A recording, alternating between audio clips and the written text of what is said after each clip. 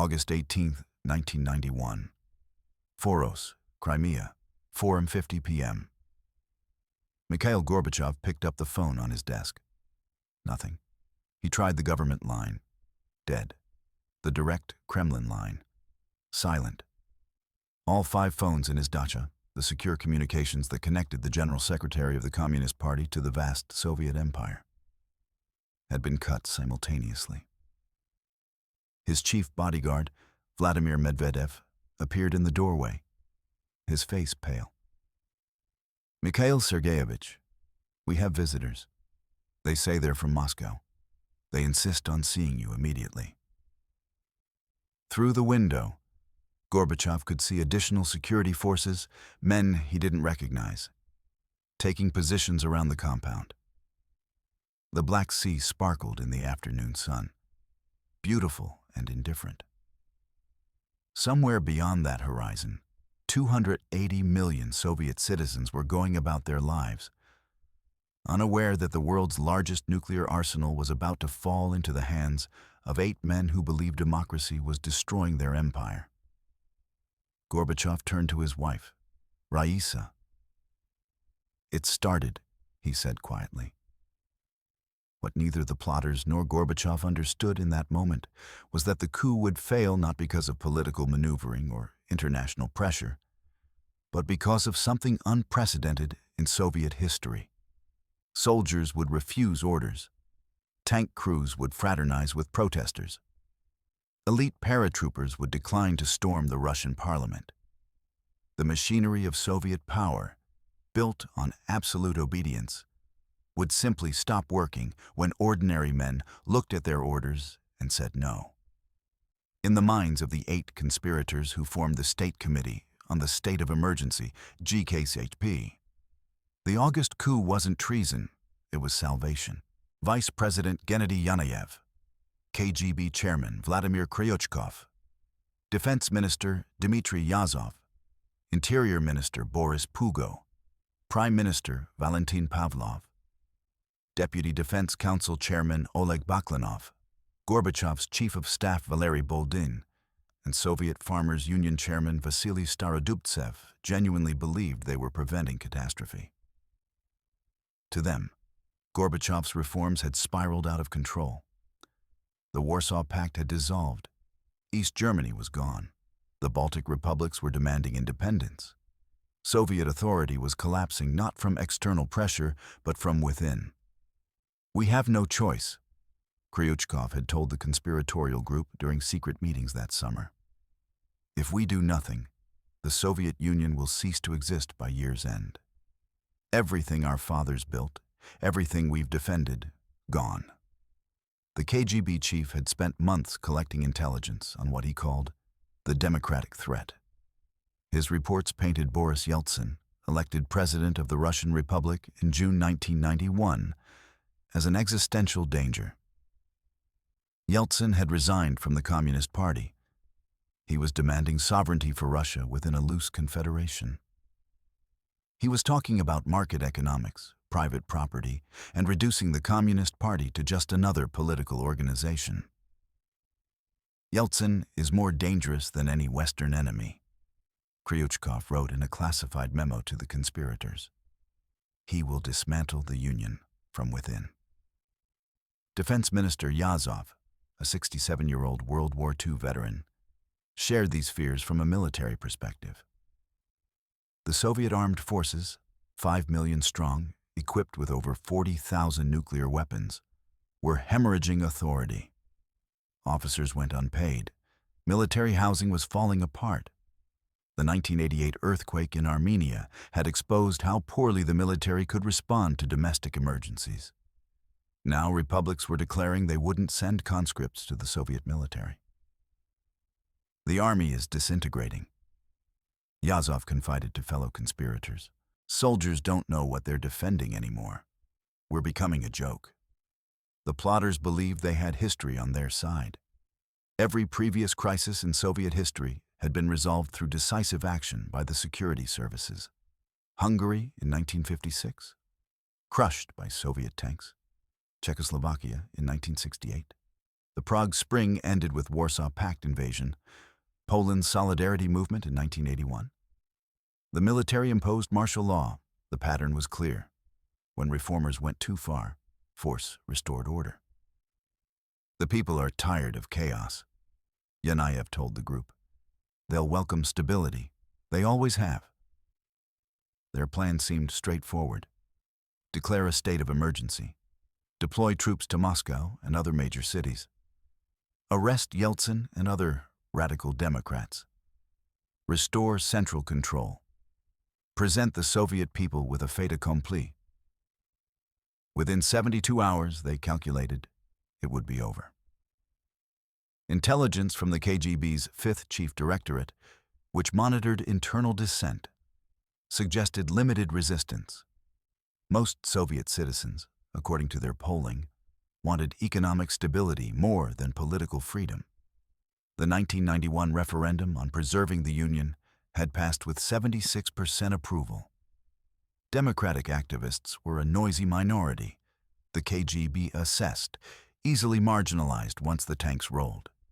International reaction seemed manageable. President George H.W. Bush had been careful not to antagonize Soviet hardliners.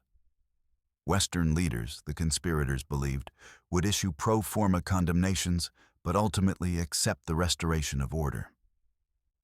The Cold War was ending anyway. The West wanted a stable negotiating partner, not chaos. Bush will protest for a few days, then call to congratulate whoever is in charge, predicted Pavlov, the prime minister. The Americans are pragmatists. Most crucially, the plotters assumed military obedience. The Soviet system had been built on the principle that orders flowed downward without question. The Committee for State Security, the Armed Forces, the Interior Ministry. These were instruments that executed decisions made at the top. Marshal Sergei Akhromeyev, former chief of the General Staff and an unofficial advisor to the conspiracy, had assured them, "The military will follow orders. They always have. It's what we do." None of the conspirators seriously considered that soldiers might refuse. None imagined that tank commanders would let protesters climb on their vehicles. None conceived that elite Spetsnaz units would hesitate when ordered to storm a building. The entire plan rested on an assumption that had been true for 74 years of Soviet history. When the state commanded, the people obeyed. That assumption would prove catastrophically wrong. The August 1991 coup was the culmination of growing panic within the Soviet establishment. A panic that had been building since Mikhail Gorbachev introduced glasnost, openness, and perestroika, restructuring, in 1985. Gorbachev had never intended to destroy the Soviet system. He wanted to save it. The economy was stagnating. The war in Afghanistan had become a bleeding wound. Corruption was endemic. The Chernobyl disaster in April 1986 had exposed how deeply the system's dysfunctions ran. Gorbachev believed that controlled liberalization, economic reform paired with political transparency, would revitalize Soviet socialism. "We can't go on living like this," Gorbachev told the Politburo in 1985. It would become his most famous phrase, repeated until it became a dark joke among hardliners who believed he'd taken his own advice too literally. The reforms unleashed forces Gorbachev couldn't contain. Glasnost meant that newspapers could suddenly criticize the government. Samizdat publications emerged from underground. Television programs questioned party orthodoxy. By 1989, Soviet citizens were debating topics that would have meant Gulag sentences 5 years earlier. Stalin's crimes, the secret protocols of the Molotov-Ribbentrop Pact, whether Lenin himself had been wrong. Political reforms proved even more destabilizing. The 1989 elections to the Congress of People's Deputies, the first semi-competitive elections in Soviet history, produced shocking results. Communist Party bosses lost to political unknowns. Radical reformers like Andrei Sakharov, the physicist and dissident, won seats and used them to attack the system openly. Boris Yeltsin, already building his populist brand, won a Moscow seat with 89% of the vote. These elections are opening Pandora's box. KGB Chairman Kryuchkov warned in a 1989 classified assessment, "We're legitimizing opposition to the party." The nationalities crisis exploded next. If Soviet citizens could criticize Stalin, why couldn't they question why their nations were part of the Union at all? The Baltic states, Estonia, Latvia, Lithuania, had been annexed in 1940 under the secret Nazi-Soviet pact. Once that treaty became public knowledge through glasnost, Baltic independence movements erupted. By 1990, all three had declared sovereignty. Georgia, Armenia, Azerbaijan, Ukraine, Moldova. One by one, Soviet republics began asserting autonomy. Some demands were cultural and linguistic, others were economic. Why should Uzbekistan's cotton or Kazakhstan's minerals enrich Moscow? The most dangerous were explicitly separatist. Gorbachev responded with a mixture of negotiation and force that satisfied no one. When Lithuania declared independence in March 1990, Soviet troops seized key buildings and killed 14 protesters in January 1991, then withdrew without achieving anything. Hardliners saw weakness. Reformers saw brutality. The policy pleased nobody. Then came the challenge that would directly trigger the coup: Boris Yeltsin and the Russian Republic. Yeltsin was everything Gorbachev wasn't. Where Gorbachev was a measured Communist Party intellectual, Yeltsin was a populist brawler. Where Gorbachev believed in reforming the system, Yeltsin increasingly believed the system needed replacing. Their rivalry had roots in 1987, when Gorbachev fired Yeltsin from the Moscow party leadership after Yeltsin criticized the slow pace of reform. By 1991, Yeltsin was positioning himself as the democratic alternative to communist rule. His election as Russian president in June 1991, the first democratic presidential election in Russian history, changed everything. Yeltsin now had a mandate independent of the Communist Party. The Russian parliament answered to him, not to Gorbachev. And Russia contained 150 million of the Soviet Union's 280 million people, controlled most of its natural resources, and housed most of its nuclear weapons. We now have two presidents, two governments, and eventually we'll have two countries, warned Prime Minister Pavlov in July 1991. Gorbachev tried to negotiate a new Union treaty that would give republics more autonomy while preserving central authority. The treaty was scheduled for signing on August 20, 1991. For hardliners, this was the final straw. The treaty would formalize the Soviet Union's disintegration. "We can't let him sign it," Defense Minister Yazov told conspirators in early August. "After that, there's no going back." KGB Chairman Kryuchkov began detailed planning in July. He activated Operation Thunder, a contingency plan for military rule that had existed since the 1970s. The KGB identified key targets: Yeltsin's White House, the Russian Parliament building, major media outlets, communication centers, and democratic leaders. Kryuchkov assigned his deputy, General Vyacheslav Generalov, to coordinate with military intelligence, GRU, and Interior Ministry troops. The conspirators recruited carefully. They couldn't involve the full Politburo, reformers would object. They needed enough military commanders to ensure troop deployments, but not so many that secrets would leak. Defense Minister Yazov brought in trusted generals: Colonel General Boris Gromov, Deputy Interior Minister; General Pavel Grachev, Commander of Airborne Forces; Colonel General Valentin Varenikov, Commander of Ground Forces. By August 17th, everything was ready. Gorbachev was on vacation in Crimea, far from Moscow. The new Union Treaty would be signed in 3 days. Troops were positioned near Moscow under the guise of exercises. KGB Alpha Group, the elite Special Forces unit, was on alert. Communications equipment for taking over television and radio stations was prepared. The conspirators sent a delegation to Crimea on August 18th to demand Gorbachev either declare the state of emergency himself or resign. Gorbachev refused both options. "You'll have to kill me," he told them, according to later testimony. They returned to Moscow to execute the coup without him. At 6:00 a.m. on August 19th, Soviet radio announced that Vice President Yanayev was assuming power due to Gorbachev's illness.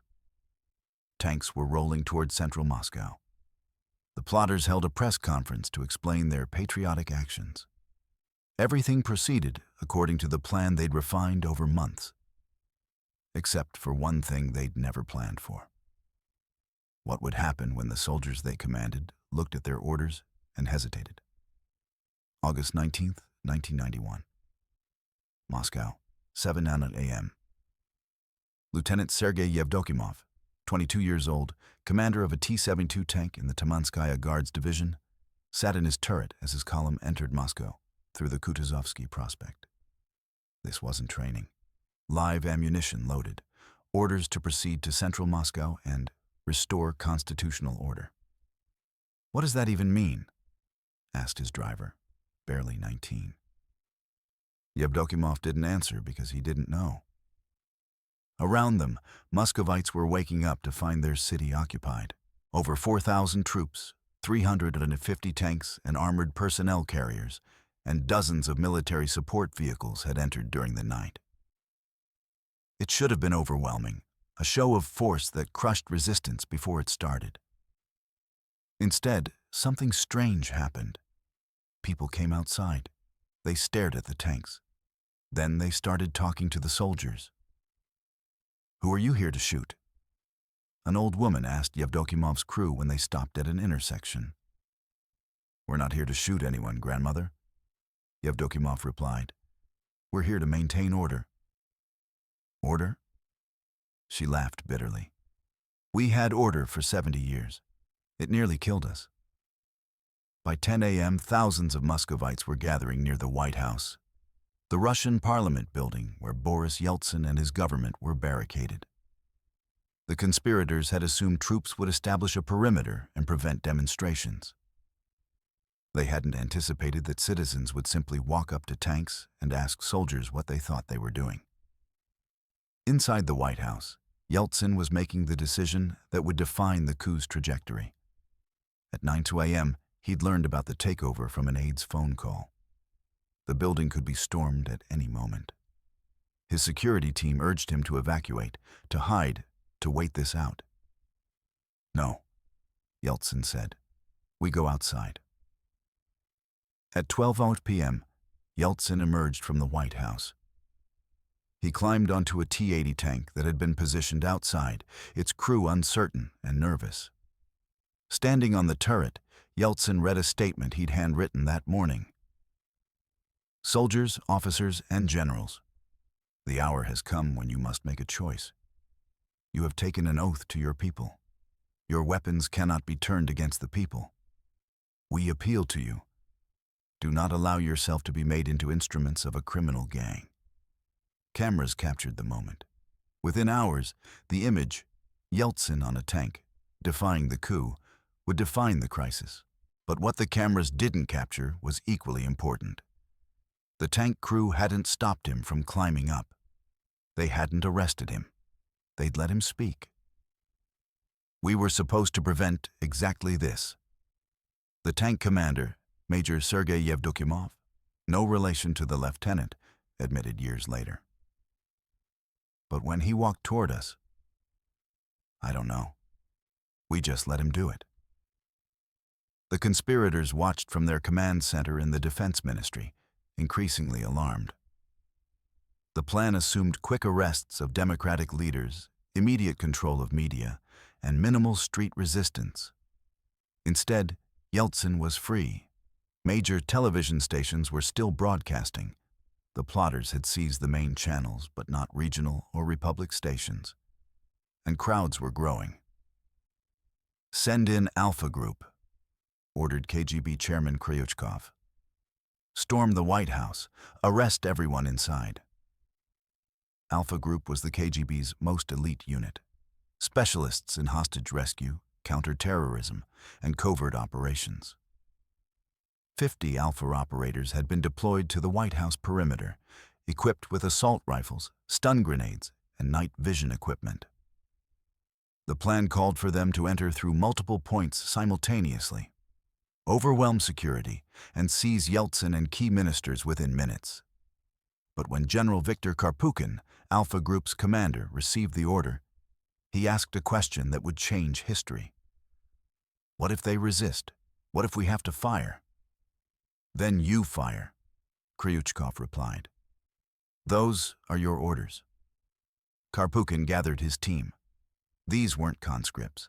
They were professional soldiers who'd fought in Afghanistan, conducted operations behind enemy lines, trained for scenarios exactly like this. They'd never refused an order. I can't do it, Karpukin told his deputy, Lieutenant Colonel Mikhail Golovatov. I won't order our men to kill Russians who haven't fired at us. The same scene was playing out across military units. General Pavel Gorbachev, commander of airborne forces, had mobilized the elite Tula division, 5,000 paratroopers with orders to secure key facilities in Moscow.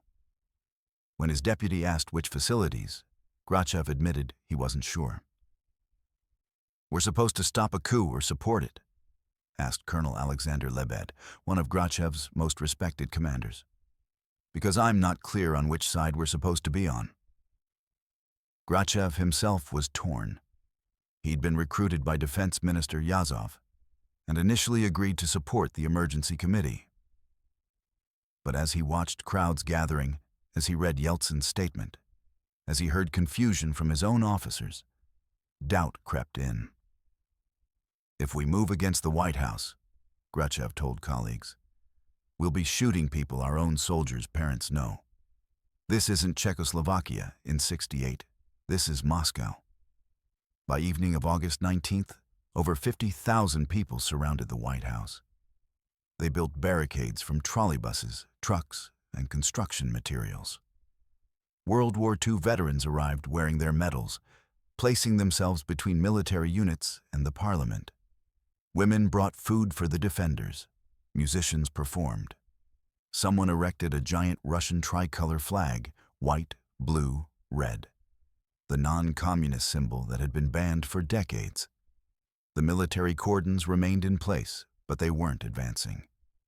Tank commanders like Lieutenant Yevdokimov found themselves in surreal conversations with protesters who offered cigarettes and asked about their families. His grandmother had been purged in 1937. Her daughter, his mother, had never talked about it because fear was hereditary under Soviet rule. Now strangers were asking him not to repeat that history. My father was in one of your tanks in 1968 when we invaded Prague, a middle-aged man told Yevdokimov. He never forgave himself. Don't become him. August 20th, 1991. 2 a.m. The conspirators ordered a final assault. Alpha Group and Wimpel, another elite special forces unit, would storm the White House under cover of darkness. Airborne forces would establish outer cordons. Interior Ministry troops would clear protesters. If defenders resisted, rules of engagement authorized lethal force. General Karpukin gathered Alpha Group for final orders. The plan was detailed: entry through the sewer system and underground tunnels, simultaneous breach at 6 points, flashbang grenades to disorient, overwhelming speed to prevent organized resistance, expected casualties, 50 to 100 among defenders, minimal among Alpha operators. We go in 2 hours, Karpukin announced. But then Major General Alexander Lebed arrived with his Tula Division paratroopers. Lebed was a legend, Afghanistan veteran, hero of the Soviet Union, famously blunt. Gorbachev had sent him to coordinate the assault, but Lebed had spent the evening talking to his own soldiers. My men won't fire on that building, Lebed told the assembled commanders. I can't give that order. They'll refuse, and they'll be right to refuse. Karpukin looked at him. Are you disobeying orders? I'm telling you military reality, Lebed replied. We're supposed to be soldiers, not executioners. At 3:30 a.m., Alpha Group and Wimpel commanders sent a joint message to KGB headquarters. We decline to storm the White House. We cannot guarantee we can accomplish the mission without massive bloodshed. We will not fire on Russian citizens without direct threat to our lives. It was mutiny, but mutiny by consensus. The coup plotters could order the assault, but they couldn't make it happen if the men with guns refused. The night of August 2021 did see violence. 3 young men, Dmitry Komar, Vladimir Usov, and Ilya Krichevsky, were killed when an armored personnel carrier got separated from its column and panicked soldiers opened fire. Their deaths made them martyrs. Photographs of their bodies on the pavement circulated instantly. But the main assault never came. At dawn on August 21st, protesters still held the White House. Yeltsin was still free. The coup was failing because it couldn't escalate to the violence necessary to succeed.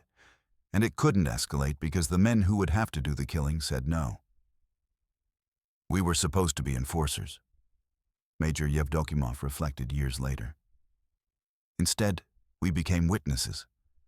We watched the Soviet Union end, and we let it happen because we couldn't bring ourselves to stop it with bullets. August 21st, 1991. Morning. The conspirators faced a crisis of authority they'd never imagined. They had command of the world's second-largest military. They controlled the KGB. They declared a state of emergency backed by constitutional provisions. Yet none of it mattered because the machinery of coercion, the essential tool of Soviet power, had ground to a halt. Defense Minister Yazov received reports throughout the morning that painted a devastating picture. The Tamanskaya division, positioned around the White House, wasn't moving. The Tula Airborne Division had effectively defected. General Lebed was now coordinating with Yeltsin's defenders, not the coup plotters. Alpha Group and Wimpel were back at their bases, their commanders unreachable.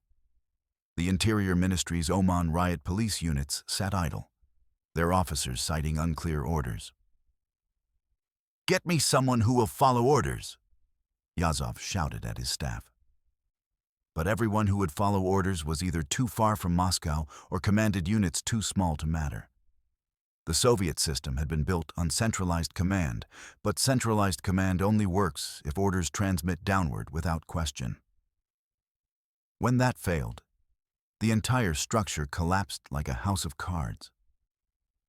By 11 a.m., Boris Yeltsin was giving orders that were being obeyed more reliably than the emergency committee's directives. He ordered Russian police units to protect the White House. They did. He called on Russian Republic government employees to ignore the coup leaders. They did. He demanded military units declare loyalty to elected government. And critically, some did. "We have 2 chains of command now," admitted General Boris Gromov, Deputy Interior Minister. "The Soviet chain that's breaking down, and a Russian one that's forming in real time." Yeltsin's genius was recognizing that legitimacy had shifted. The plotters had formal authority, but no moral authority. They'd claimed to represent constitutional order, but Gorbachev hadn't resigned, and Yeltsin was the elected president of Russia. Soldiers conditioned to obey orders found themselves choosing between competing authorities, and increasingly chose the one that didn't require them to shoot unarmed civilians. Regional responses accelerated the coup's collapse. Leningrad, soon to reclaim its original name, St. Petersburg, mobilized massive protests led by Mayor Anatoly Sobchak. Over 200,000 people filled Palace Square. Local military units refused to clear the protests. The Baltic republics declared full independence, knowing the Soviet military was paralyzed. Ukraine's parliament passed a resolution condemning the coup. The Union is fragmenting in real time. KGB analyst Nikolai Leonov reported to Khrushchev. Every hour we don't act decisively, we lose another piece. But decisive action required violence, and violence required soldiers willing to kill. Those soldiers had evaporated. Inside the coup leader's command center, panic was setting in. Vice President Yanayev, who was supposed to be the public face of the new government, was drinking heavily. His hands shook visibly during a press conference on August 20th, where journalists openly mocked him. "Why do your hands tremble?" one asked. "Are you nervous about betraying the president?" "I'm not betraying anyone," Yanayev stammered. "We're saving the country." "From what?" another journalist demanded. "From democracy?" The press conference became a debacle broadcast worldwide. This was supposed to be the strong leadership that would restore order. Instead, it looked like exactly what it was: frightened old men whose power was a mirage. Prime Minister Pavlov suffered a stress-induced heart attack and was hospitalized. Interior Minister Pugo would commit suicide days later. The conspiracy was disintegrating as fast as the coup itself. International reaction compounded the plotters' isolation. President George H.W. Bush, who the conspirators expected to be cautious, immediately condemned the coup. British Prime Minister John Major called it unconstitutional and unacceptable. European community nations threatened sanctions. The G7 suspended economic aid to the Soviet Union. "We're pariahs," Foreign Minister Boris Pankin, who hadn't been part of the conspiracy, reported. "No one will recognize this government." The conspirators had calculated that Western pragmatism would override democratic principles. They'd been catastrophically wrong. The Cold War might be ending, but Western leaders weren't willing to accept a Soviet return to authoritarianism. The coup confirmed what reformers had argued: the old system couldn't be salvaged. August 21st, 1991. Evening. The coup's final hours were almost farcical. Defense Minister Yazov called a meeting of the emergency committee and essentially admitted defeat. "We can't hold this," he said. "The military won't act. We need to negotiate." Negotiate? KGB Chairman Khrushchev was incredulous. "We're the government. You don't negotiate with traitors." "We're the traitors now," Yazov replied quietly. "At least, that's how history will remember us." They decided to fly to Crimea to meet Gorbachev, hoping to negotiate some way out. It was a fantasy. They'd imprisoned the Soviet leader and launched a coup against constitutional authority. There was no graceful exit. A delegation including Yazov, Khrushchev, and 3 others flew to Foros. They arrived to find that Yeltsin had already sent his own delegation, led by Russian Vice President Alexander Rutskoy, to liberate Gorbachev. The coup leaders were arrested on the spot. Gorbachev returned to Moscow on August 22nd, technically victorious, but actually defeated. He'd been rescued by Boris Yeltsin. The Russian government had defended democracy while the Soviet government attempted dictatorship. Gorbachev still held his titles, but everyone understood. Yeltsin now held real power. The attempted coup had the opposite effect the plotters intended. Instead of saving the Soviet Union, they'd accelerated its dissolution. By demonstrating that the Soviet military wouldn't fire on its own citizens, they'd removed the fear that held the Union together. Republics that had hesitated about independence now rushed toward it. Ukraine declared independence on August 24th, Belarus on August 25th, Moldova on August 27th, Azerbaijan, Uzbekistan, Kyrgyzstan, the dominoes fell rapidly. By September, every Soviet republic except Russia and Kazakhstan had declared independence or announced plans to do so. The Communist Party, discredited by the coup, was suspended by Yeltsin.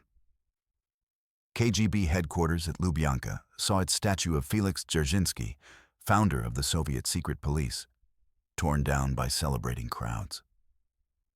74 years of communist rule in Russia ended not with revolution, but with evolution. A system that simply stopped working because the people who operated it refused to continue. We killed the USSR. Former Alpha Group commander Karpukin admitted in a 1993 interview. Not by storming the White House, but by refusing to storm it. That's when everyone realized the emperor truly had no clothes. The supreme irony of the August 1991 coup was that it achieved exactly what it sought to prevent, just in reverse. The plotters wanted to stop the Soviet Union's disintegration. Instead, they guaranteed it. By December 8, 1991, less than 4 months after the coup, Yeltsin and the leaders of Ukraine and Belarus met in a hunting lodge in the Belovezh forest and signed an agreement dissolving the Soviet Union. They didn't ask Gorbachev's permission. They simply announced the USSR no longer existed. On December 25, 1991, Mikhail Gorbachev resigned as president of a country that had ceased to exist. The Soviet flag was lowered from the Kremlin for the last time. The Russian tricolor rose in its place. The Cold War's most heavily armed superpower vanished without a shot fired between it and its former adversaries. The failed coup's immediate human toll was remarkably small. 3 protesters killed, several wounded, no soldiers killed in combat. But the psychological impact was enormous. The Soviet system had survived Stalin's purges, Hitler's invasion, economic stagnation, Afghanistan, and Chernobyl. It couldn't survive its own soldiers refusing orders. The coup leaders faced trial in 1994.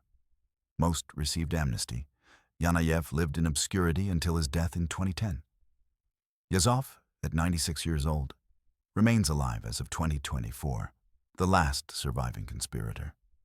Pugo committed suicide in August 1991. Kryuchkov died in 2007, unrepentant. We tried to save the country, he maintained until the end. History will judge whether we were right. History has judged. But the verdict is complex. On one level, the coup failed utterly. It didn't restore communist control. It didn't preserve the Soviet Union. It didn't arrest Yeltsin or crush democratic movements. It accomplished none of its objectives. On another level, the coup succeeded in revealing something profound, that late Soviet power rested entirely on consent. The moment soldiers decided they wouldn't fire, the state evaporated. This was unprecedented. Hungarian rebels in 1956 faced tanks that rolled over them. Czech reformers in 1968 confronted armies that followed orders. But in 1991, when the Soviet state needed its enforcers most, those enforcers collectively shrugged. We weren't heroes, Lieutenant Yevdokimov insisted years later. We were just tired. Tired of being afraid. Tired of following orders that made no sense. Tired of defending a system that defended nothing. When they ordered us to shoot, we just didn't. Not because we were brave, because we were done. The collapse of the Soviet Union unleashed consequences still unfolding. Democratic hopes in Russia gave way to economic chaos in the 1990s, then authoritarian restoration under Putin. The former Soviet republics split between those that joined Europe, the Baltics, and those that remained in Russia's orbit. Conflicts erupted in Chechnya, Georgia, Moldova, and eventually Ukraine. Frozen conflicts that never fully resolved. For the United States and NATO, the Soviet collapse seemed like unambiguous victory. The alliance expanded eastward to include former Warsaw Pact members. American policymakers proclaimed a unipolar moment of unchallenged Western power. But that triumphalism created its own problems, particularly Russian resentment that would later fuel renewed confrontation. The world's nuclear arsenals, once controlled by a single Soviet command structure, suddenly existed in multiple newly independent states. Ukraine, Belarus, and Kazakhstan inherited nuclear weapons. The early 1990s saw frantic diplomatic efforts to consolidate these weapons under Russian control. Efforts that succeeded, but created dependencies and grievances that persist. Military analysts worldwide studied the coup's failure obsessively. It upended assumptions about authoritarian stability. You could have total control of security forces, yet still lose power if those forces chose not to act. This realization influenced thinking about other authoritarian regimes. If soldiers refused in Moscow, might they refuse in Beijing, in Tehran, in Damascus? Some did. Some didn't. The Arab Spring of 2011 saw militaries in Tunisia and Egypt side with protesters, leading to regime change. But militaries in Syria, Bahrain, and Libya crushed protests brutally. The lesson wasn't universal, but the question became unavoidable. Would soldiers fire? Everything else depended on that answer. The August 1991 coup lasted 72 hours. The Soviet Union existed another 4 months. But the relationship between the two events was direct. The coup failed because soldiers wouldn't kill unarmed citizens, and the Soviet Union collapsed because once that fact became clear, there was nothing left to preserve. Mikhail Gorbachev returned to power after his Crimean captivity, but he was president of a state in rapid dissolution. Boris Yeltsin held real authority, the authority of someone who'd stood on a tank and defied a coup while Gorbachev was under house arrest. The power dynamic had shifted irreversibly. The plotters genuinely believed they were saving their country. From their perspective, Gorbachev's reforms were naive, Yeltsin was reckless, and Western influence was corrosive. They weren't entirely wrong about the chaos that would follow Soviet collapse. The 1990s brought economic devastation, social dislocation, and declining life expectancy to Russia. But they were completely wrong about whether military force could hold together a system whose citizens had stopped believing in it. What the coup revealed wasn't that the Soviet Union was weak. It still had thousands of nuclear weapons, millions of soldiers, and vast resources. What it revealed was that authoritarian power, at its core, is always a bluff. The state is strong only if people believe it's strong. Soviet power rested on the assumption that orders would be obeyed absolutely. When soldiers said no, not with violence, but with simple refusal, the entire edifice crumbled. We were taught that individual will meant nothing, reflected Major Yevdokimov decades later. The collective will, the party's will, the state's will. That's what mattered. Then in August 1991, we discovered that those were abstractions. There is no state will. There's only the accumulated will of individuals. And if enough individuals decide they're done, the state vanishes like fog in sunlight.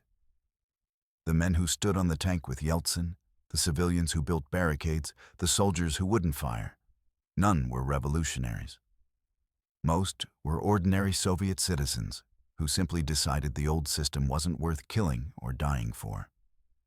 That decision, multiplied across millions of people, ended one of history's most powerful empires. Back in Crimea on August 18th, when Gorbachev's phones went dead and he realized the coup was beginning, he told his wife, "They're making a mistake. The country won't accept this." He was right, though not in the way he imagined.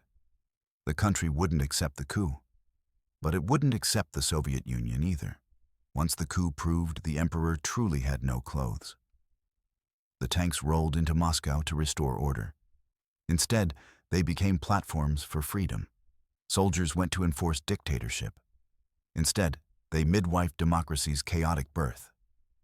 The men who launched the coup to save the Soviet Union ended up destroying it, not through what they did, but through what they couldn't make anyone else do. When Lieutenant Yevdokimov drove his T-72 out of Moscow on August 22nd, protesters cheered and threw flowers on his tank. He didn't feel victorious. He felt like he'd witnessed something he couldn't fully understand, the moment when power, naked and desperate, reached for its final tool and found that tool had rusted away.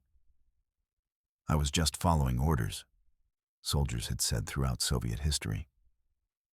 In August 1991, enough of them stopped saying it. That made all the difference.